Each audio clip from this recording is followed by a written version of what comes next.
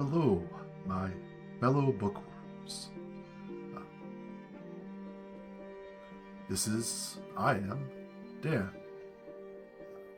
This is my first recording, my attempt to get into showing a little bit of what Book of Hours looks like.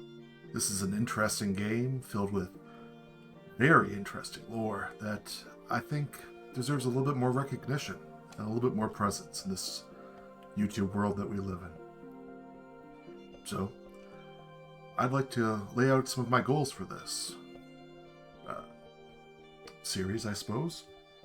My goal is to present a gameplay walkthrough, kind of a playthrough of this game, where I calmly read various descriptions out loud, fully recognizing that I'm going to mispronounce things. My goal is to make this the sort of video that you could fall asleep to if you felt like it. I want to go through this game describing mechanics as if I were a new player, for the audience as if they were new players. My goal is not to use any of the secrets that I've learned from various playthroughs, but I will use my knowledge of the game. As I read through the descriptions, I hope to kind of ponder about how this world works, the world of the Book of Hours, and also Cultist Simulator, if you played that. My goal is not to use the Wikipedia, at least initially, to try and come upon the different recipes naturally and see how that works out. And also, one of my goals is to not try and min-max as much as I sometimes do in games like this, to allow the game to just progress at a relatively slow pace, one after another, day after day. So, let's begin.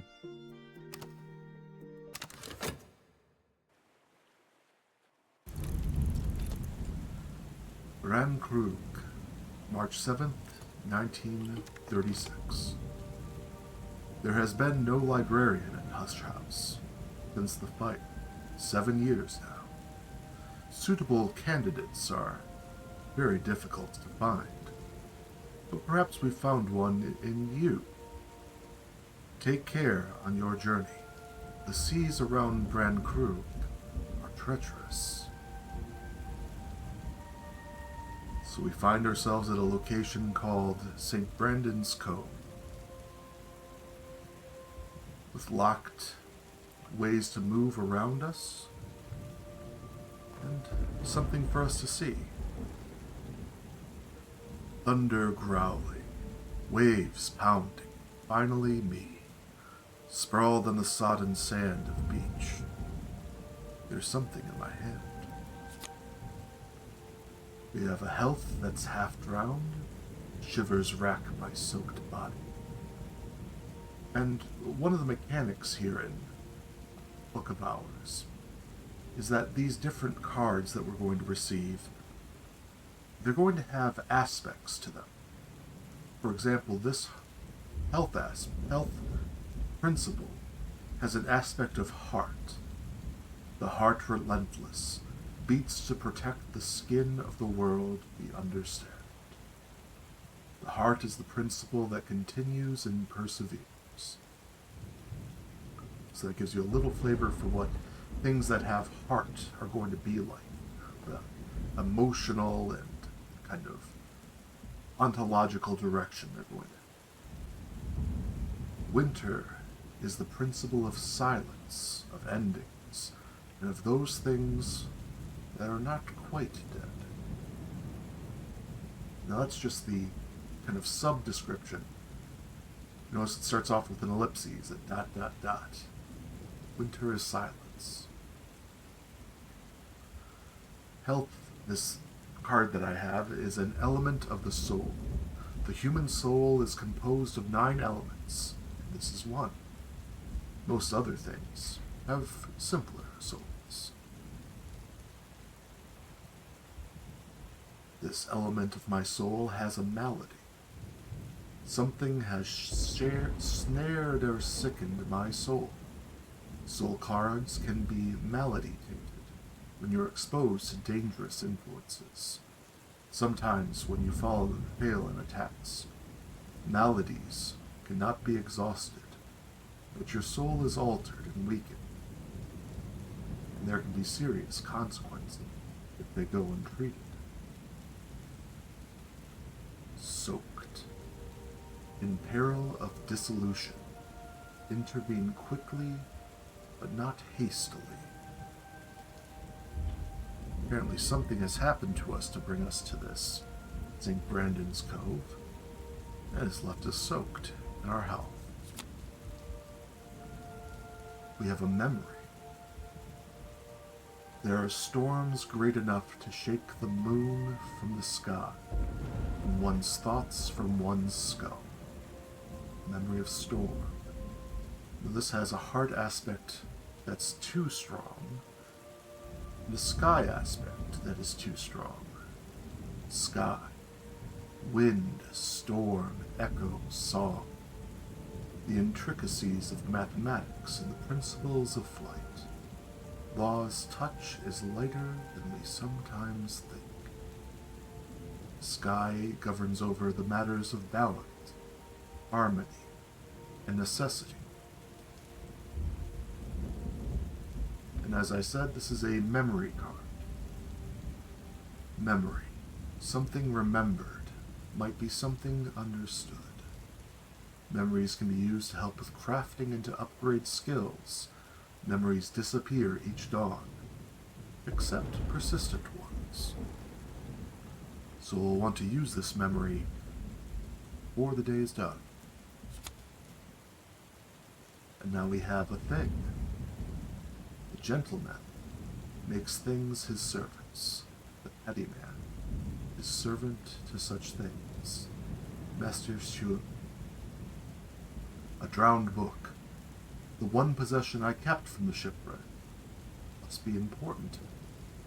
The aspects below tell you more about how and where you can use this item. Hover over them to learn more. This item, this thing, is readable. There are worse things to put in your eyes than this. A journal. I begin before this book, but it will end when I do. And soaked. In peril of dissolution. Intervene quickly but not hastily. It looks like this book and I have something in common. Well, let us collect these things and decide what to do.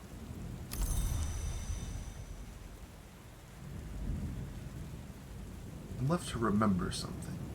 What do I have left to work with? Well, perhaps this book will help me put the pieces together.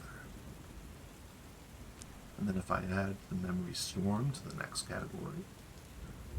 There was a storm. It smashed the ship like an egg. But I seized this book as the sea seized me.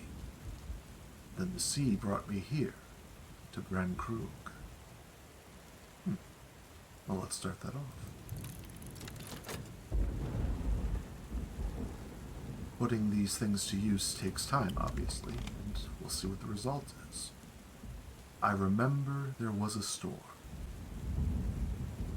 And Grand Krug is where I wanted to be. We've read this other part before. It's hard to remember why. What else did I lose in the storm?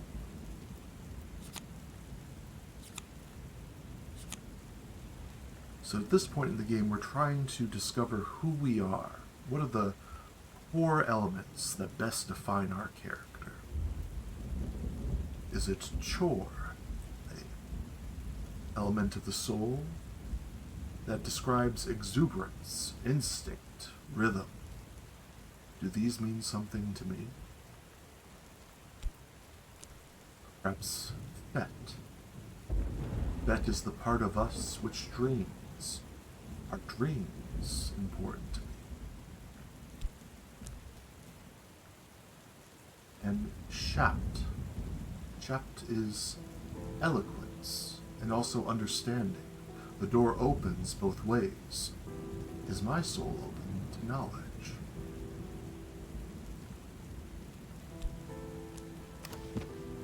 And then we get to return the book to our inventory. So, our soul, our human constituency, is made up of these various elements. But right now, we're in some unpleasant straits and we have to decide which of these three parts best defines us. I feel like dreams this time. I think we'll go with that. I have to use the book to discover that part.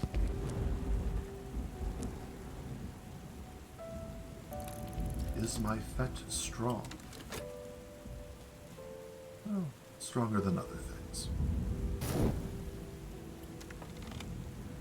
This is the coast where Brankrug Isle lies. I've seen it in my dreams night after night. I know there's no way I can cross to the isle in these seas. I'll need to find shelter for the night. So there's an isle I need to achieve. So I've gained a new part, a new element of my soul, and now they're asking me to determine what my next soul element will be. Will it be boast? Boast is sight, perception, inspiration, all the glory's gifts. Is my soul a bright soul? Curious that glory is capitalized there. But what about metal? Metal is the capacity for meaningful choice. Did I prove my metal? Or a reb. A reb is pride, compassion, hatred, and fear. Do these passions burn in me? What about whist? Whist is the name, the memory, that part which remains. Is it important to me that things endure? Well, to be honest, I think that does sound like it. Let's go with that. Whist is the soul's memory, the true name scratched on its cornerstone. What remains after the rest has passed. Choose a strong whist in a past where you sought voices that had fallen silent. The waves will wash away the others. For now.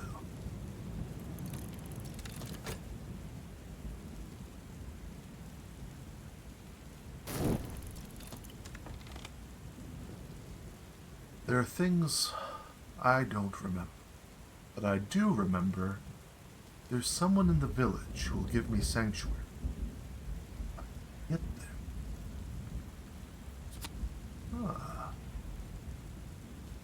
An old friend's address. Mr. Kill, with an E at the end, is the coffin maker of Brankrug village. I once wrote kindly of his poetry. His home is always open to me, though he asks me never to mention poetry in front of Mrs. Kill. I can find shelter for tonight under their roof. Well, once I've reached Brankrug village. This is an introduction. Even in this remote place, one can meet new friends or make new enemies. And interesting enough, it has the element of winter, the principle of winter. Apparently, Mr. Kill, as a coffin maker, knows a little bit about endings. Now there's a timer going down around these lips. My talking ability, as opposed to my considering ability. Brankrug village must be nearby, but it's hard going, dragging my soaked body across the soaked sand and teeth of this wind. Which way?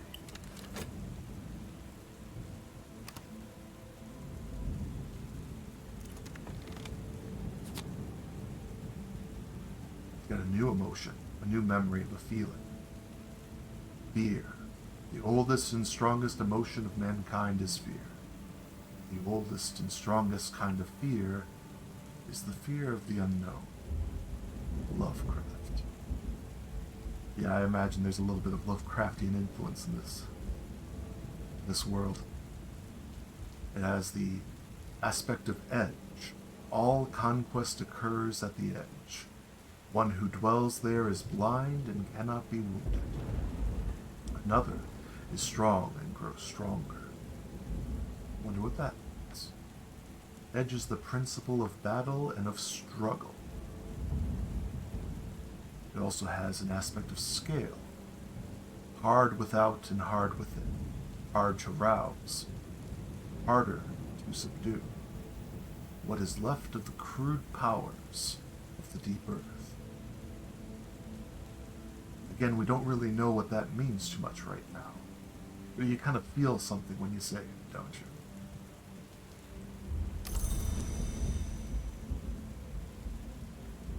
Above me, atop the cliffs, lies Brankrug village.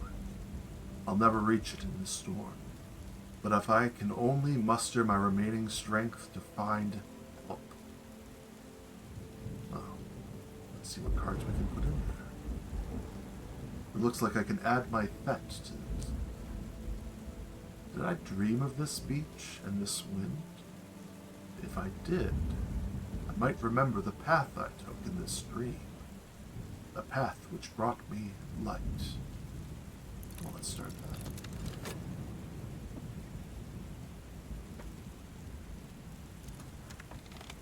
Last, the light of a hurricane lamp, bobbing in the dark. As it approaches, a face looms out of the night. Fisherman's assistance. A fisherman from Brankrug village. He can guide me up the cliff. If he trusts me. Well, this character has the aspect of moon. Secrets are soft, night is softer still. The sea speaks.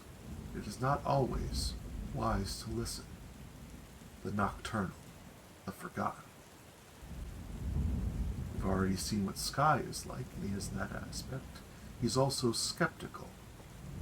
Trust can be bought or earned. Well, this doesn't look like I have any money, so I'll have to earn it somehow. And assistance. The librarian lives alone, but there's no shame in seeking assistance from others. And reluctant. Someone who will provide help only essential.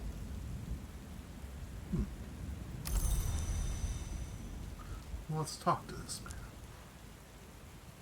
Come no closer. What's thy business? A name. Is there someone who might vouch for me within the villagers? Now, let's see if Mr. Kill is someone that a fisherman knows. Be someone that'll speak for ye. Of course. Since 1930 and the Restoration, the locals have grown ever more suspicious of foreigners. But there is someone in Brankrug I know. Interesting. I wonder what it is that happened in the Restoration that has made the locals more suspicious.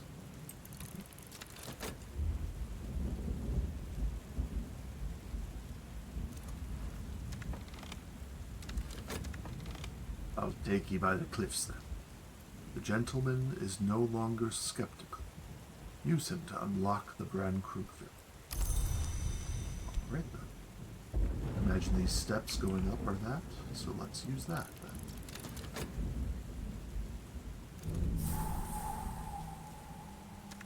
And now we're no longer caught in St. Brandon's Cove. We have access to all of Brankrug village.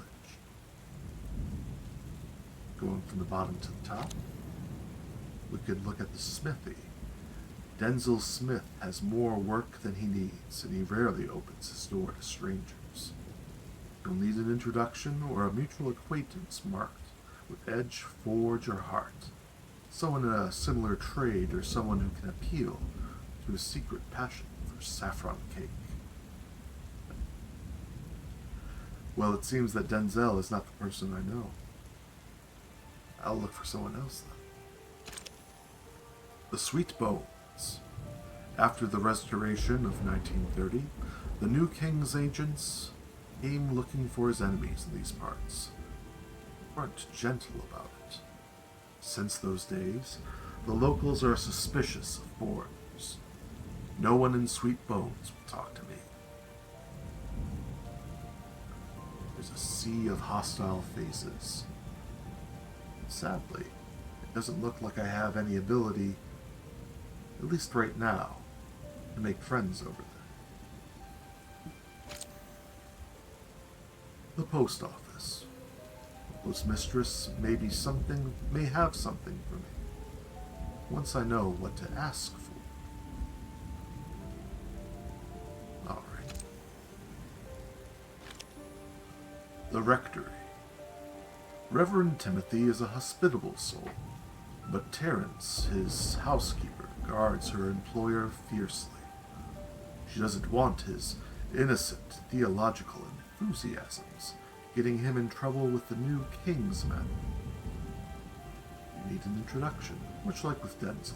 Get to know Timothy. Or perhaps to get past his housekeeper, Terence. Mr. and Mrs. Kill.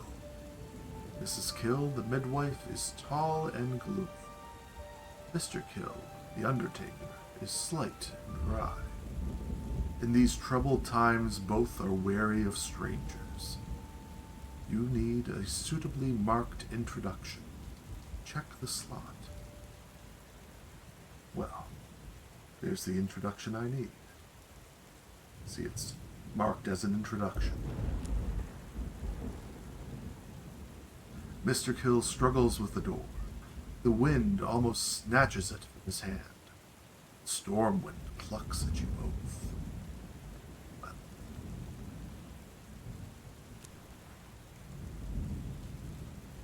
Mr. Kill, Mr. Kill.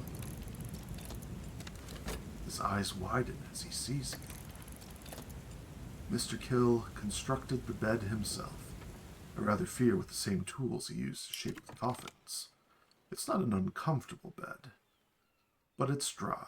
It's not a comfortable bed, but it's dry, clean, and warm. Well, that's what that means.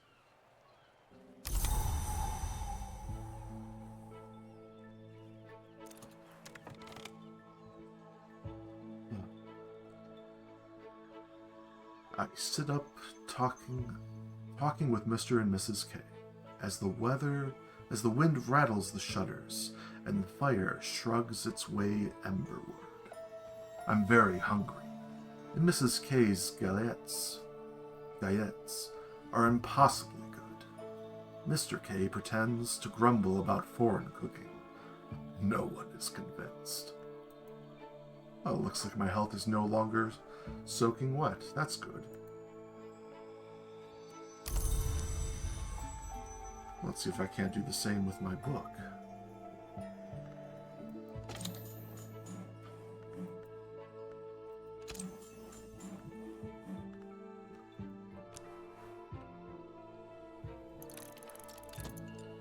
Mr. Kill can always spare a few hours to help a friend. Mr. Kill, gloomy as always, kind as ever, lights the kitchen fire and helps me dry the book, while Mr. Kill saws away in the next room. Birth always leaves a mark, she opines, as she carefully tucks fragments of muslin between the damp pages. I guess I'm somewhat born, aren't I? In the waters of the sea. I now have a silvery book. That real silver? I feel that it should be. I should remember. My book now has an aspect of rose and a mystery of winter. Greater challenges require stronger skills.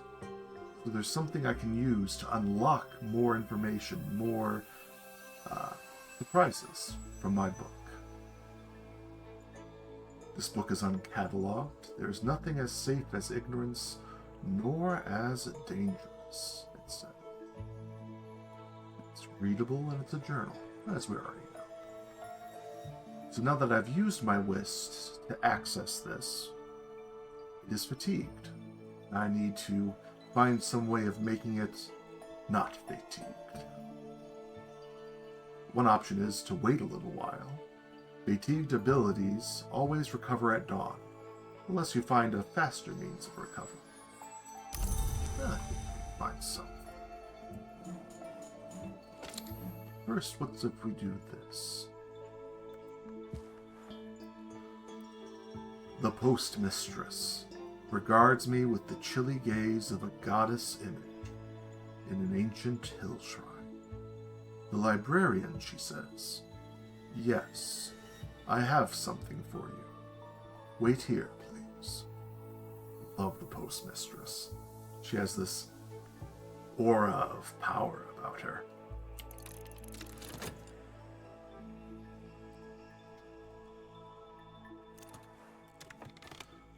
The postmistress returns with an envelope addressed to the librarian, Hush House, Bran Krug Isle, postmarked in Wales a week ago. Wales. So she gives me a letter to the librarian that reads, "A letter to me from St. Rowan's. The trust connection with the Hush House is probably benevolent, but persistently obscure. This is a correspondence that I can reply to from a writing desk." So apparently, I'm receiving some sort of patronage from the St. Rowan's Trust. Interesting. And a 10-shilling note. Half a pound, but not half a note. A recent innovation. I suppose they're talking about the fact that normally you would have coins for this sort of thing. I do like this part of House of Hours. The fact that money in this game is divided in manners that I find a little bit not decimal based, let's say.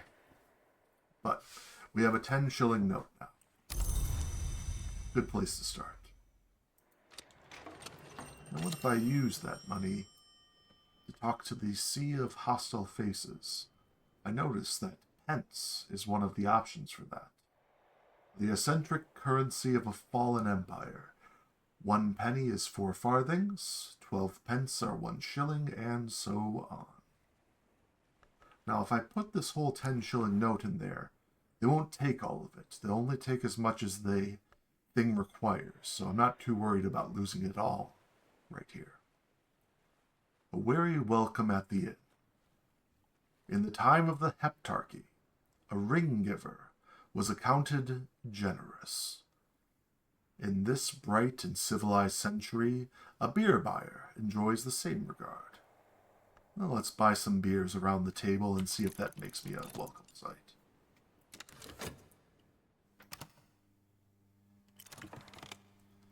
I bought a round for everyone, and another, and one more for luck, and thus I was accounted not so bad foreigner. I'll find a warmer welcome here. As you can see, my 10-shilling note has been divided up. And I've received a new memory. Solace. Peace after trouble. The aspects of heart and sky. I've almost forgotten. When I ate those delicious gallettes, I received a memory of satisfaction. Some appetites are easier to satisfy than others. This has a new aspect to it. Grail. Grail is the principle of hunger, lust, the drowning waters. The principle of Grail honors both the birth and the feast. Man, that sounds foreboding.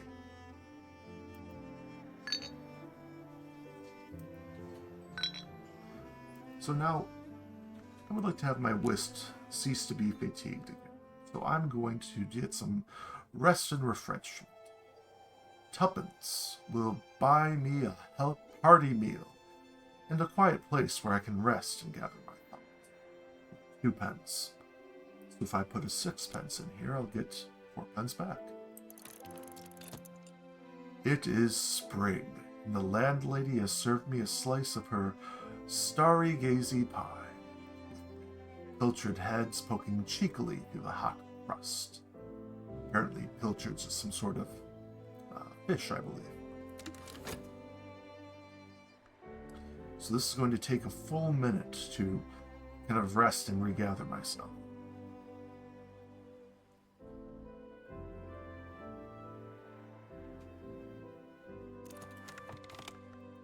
Now that my whist is no longer struggling,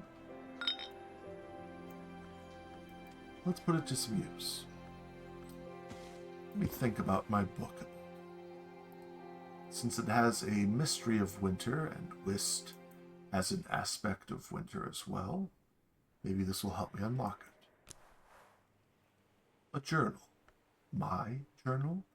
This silver binding is familiar, but the storm so scattered my thoughts. Let's see what happens.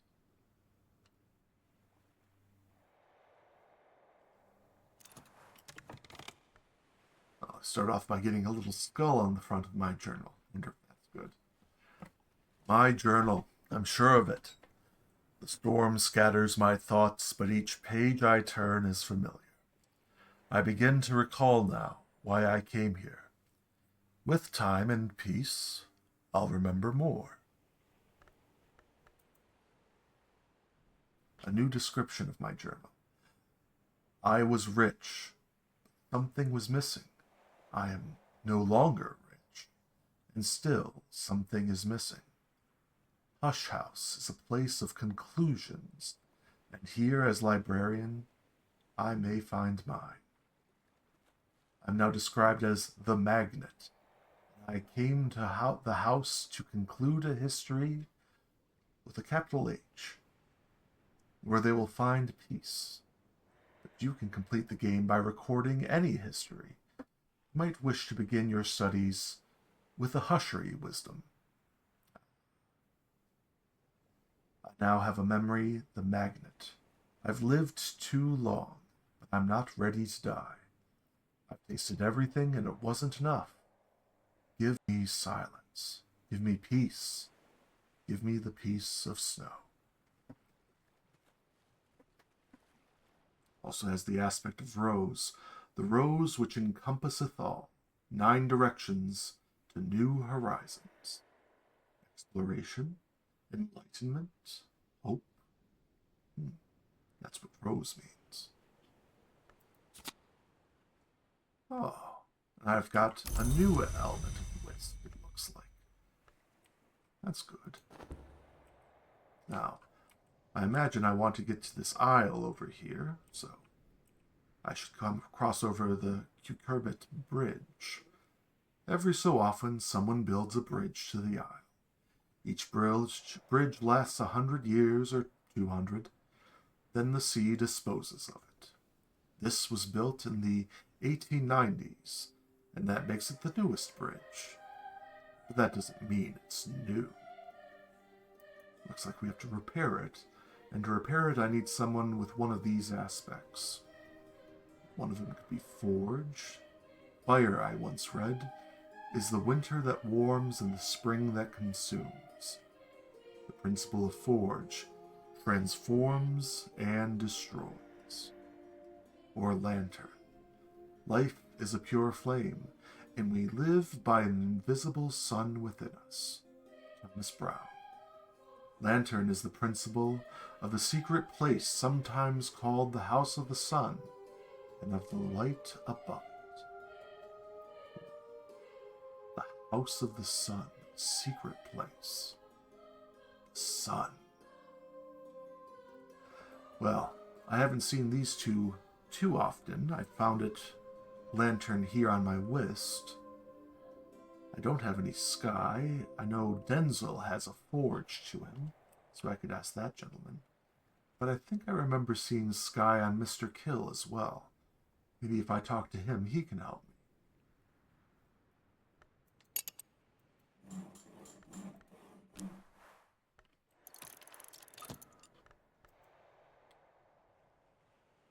I could ask Mr. Kill about something specific, or leave this empty to wait for him to finish with his hammer and lend assistance.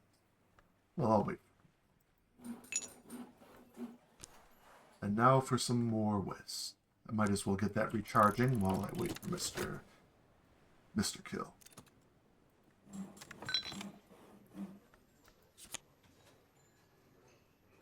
Mr. Kill is a tamer of trees, a worker of woods, a consigner of cadavers. He has been known to try his hand, very diffidently, at poetry. Make use of the coffin maker's help before dawn. So I should ask for him to help me before dawn comes. Well, it's the midday, so I should be all right, I suppose. Let's see if he can repair the bridge. Ah, looks like he can. Excellent. Now that that's repaired, I have another thing unlocked. The lodge at the gate. A cottage where Hush House's groundskeeper lived. Until the fire.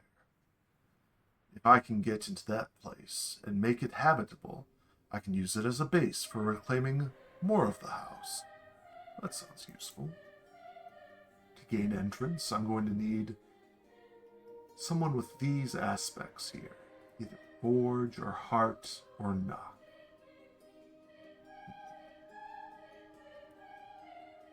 The local blacksmith can defeat the door. The rector probably has a spare key. And the midwife knows how to jiggle the latch on the back door. Looks like I have a variety of ways to gain entrance if I so choose. Now, I would love to talk to Mrs. Kill and ask for her help, but she requires me to give her something of Grail, and an aspect of my soul, or an element of my soul, and sadly I don't have that element just yet. I wonder what will happen when I get a little bit more of this.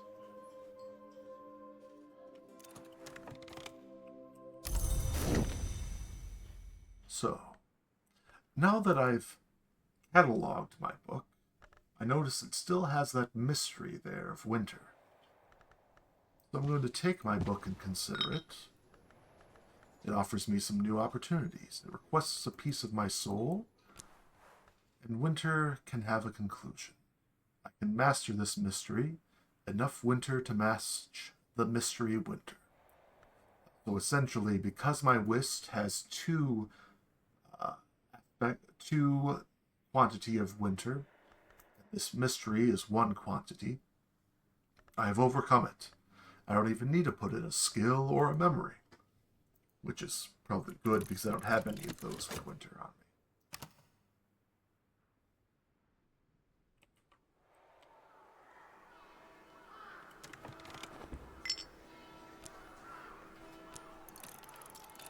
Back to the inn to make sure I've retrieved my previous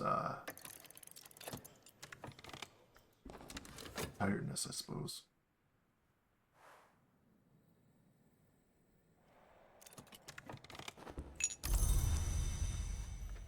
Ah, curses. I didn't see how late it was getting. Because night has fallen. Ah, it has become an unsociable hour. House is dark, and the kills will be tucked up in bed. And I should be too. Well, curses.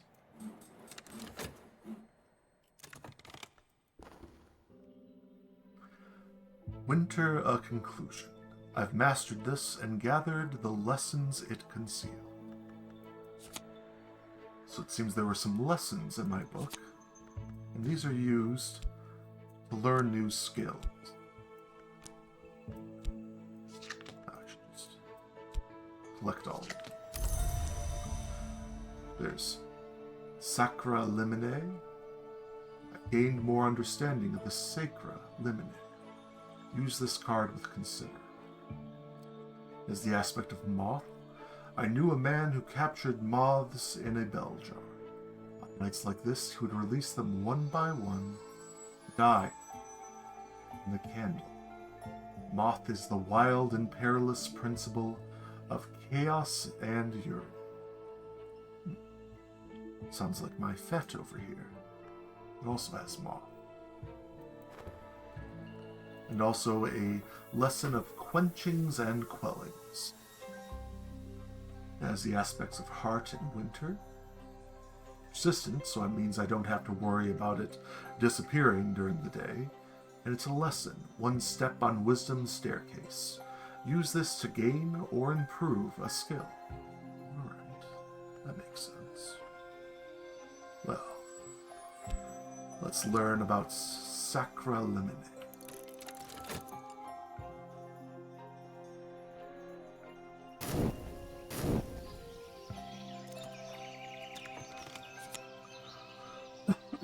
Another leaf on the tree of wisdom.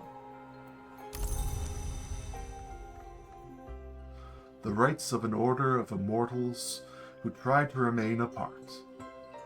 These rights touched on secrets of hours of the Mansus, chiefly gods who were flesh and gods from light. It has the aspect of moth and of sky. It is a skill. Anything can be learned. Everything can be forgotten. It has the aspect of oromachistry, the wisdom that is concerned with the laws and disagreements of the hours, capital H, and their emanations. This is part of the lore of this game, the hours of the Mansus, apparently powerful immortal beings of some sort.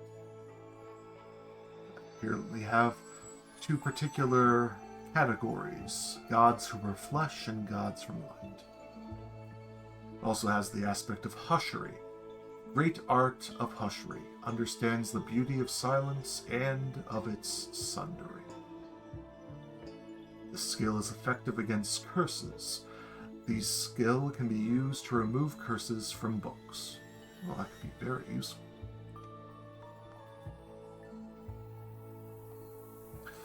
Well, let's consider it. Oh, we already did, right. Now we can consider it again to upgrade it, but we need lessons that match it to do so. And sadly, I don't have any lessons that match these two particularly. That's right, I forgot. I can place my book in the center of this. The Tree of Knowledge. Very complex, as you can imagine. Each of these spokes on the wheel, with my ego, my self at the center, represents something more that I can become, or pathways that I can go down to become more. The root of memory. There are always choices, and so there are always regrets. And that has the aspect of tryst, the change and the longing, one of the 9 parts of the human soul. So by assigning the book to that category, I gain a new piece of my soul. Now, with Sacralimine, I can apply it to, as I said, oromachistry of limits. The hours are not all powerful. There's a place beyond their reach where mortals and immortals might build a shining city of iron and ivory.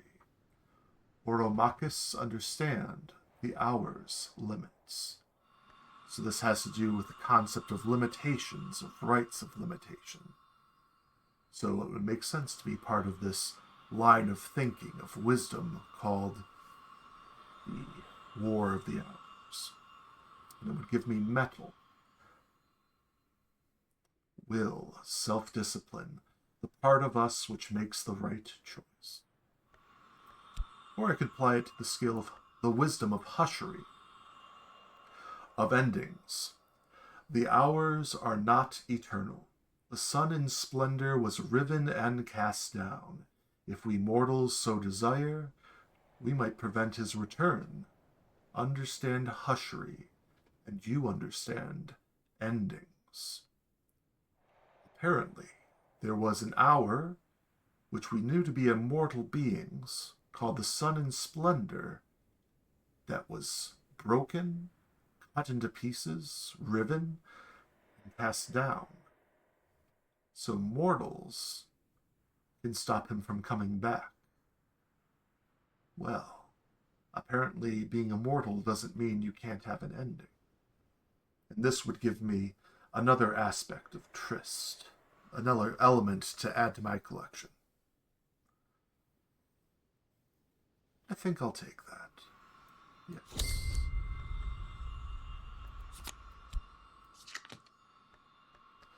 Well, let's learn this other lesson about quenchings and quellings. And while we do so,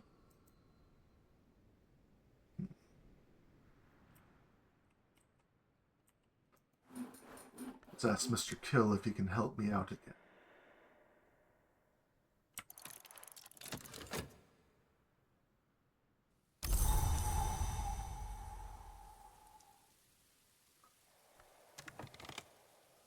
We found a new bit of weather here in Brankirk Village. Each kind of weather brings its own influence. I can make use of these as a memory. So, the rain, the soft rain brings life. It means it has an aspect of Grail and also of nectar. Nectar, the green wealth in this world's veins, the pulse of the seasons. Long ago, some called this principle blood. Well, that's concerning. But anyways, rain gives me those aspects. I can use those to do something with it. Though not necessarily rain.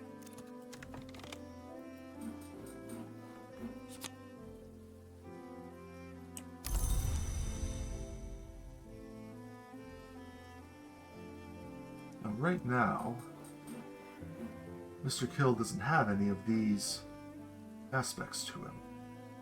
Then I need to open this door. But what if I were to talk to him a little bit? Mr. Skill, wry and spry, doesn't mind stopping gossip. Add something to add increases effectiveness, or just talk. Unlike some assistants, Mr. Kill can make use of wood. So each of the assistants that I can have, often they have some object or aspect to them that lets them expand their abilities more than the usual. So perhaps Mr. Kill could do something else for me, were he to have that. Oh, actually, I just realized there's a way for me to give him some heart that I hadn't thought about. When you use one of your elements of the soul with one of your assistants, you're able to, give that aspect to them, essentially. You assist them, and that allows them to have that. And my heart, well, would you know, it has an aspect of heart. He's given me a memory for revelation. Some truths come to us from outside or above. So this memory gives me a little bit more lantern. But I don't at the moment. Let's apply my heart to him. I'm ready to lend my limb. He'll gain a point of heart, scale, and nether. And I'm pretty sure that will let me into this room here. While I'm doing this, I should also be refreshing my list, I believe.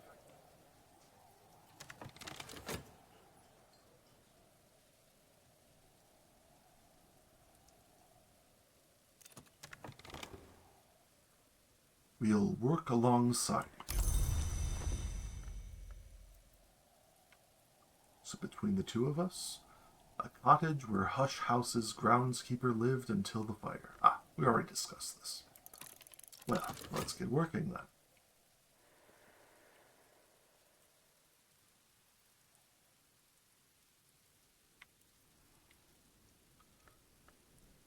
Just let the timers spin. Eventually I'll be able to do some more.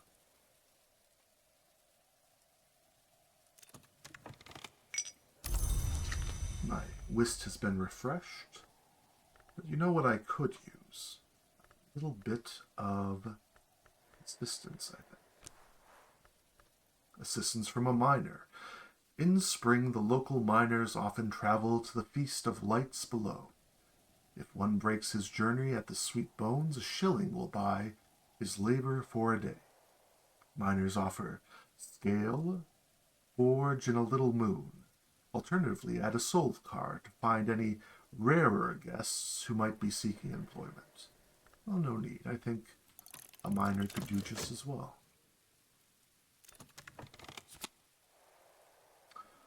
Now, miners have those aspects that they described. His description is as follows. Thus they more or less ruled themselves, with the help of their wild Celtic temperament, made wilder by the hardness of their lives and the truly ghastly conditions under which they worked. With all this, it is not to be wondered that the tenors acquired the reputation of being scarcely human. But it must be remembered that among them at all times were those whose characters could stand comparison with the best of men. L. Russell Muirhead. Not heard of that. So I can use this miner to do a variety of things. He has moons, so I could use that to try and find more about these tidal flats. He also has forge and could introduce me to Denzel. I think I might do that. A fire-lit doorway. A mutual acquaintance will introduce me to Denzel the Smith. I might get 6 or even 10 words out of him, if I'm patient.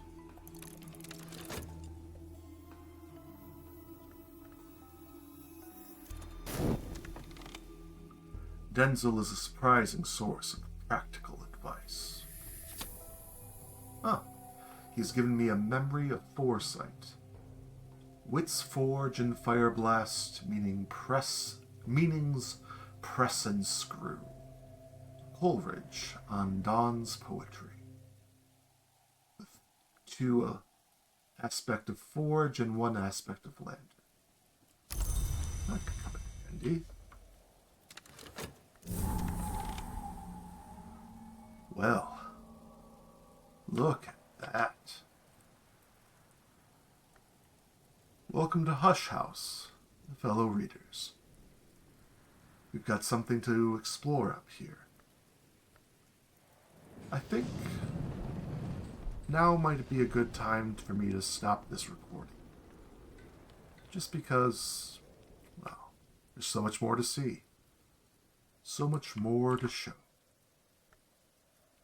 Let's take our time and see it then. Until next time, read well.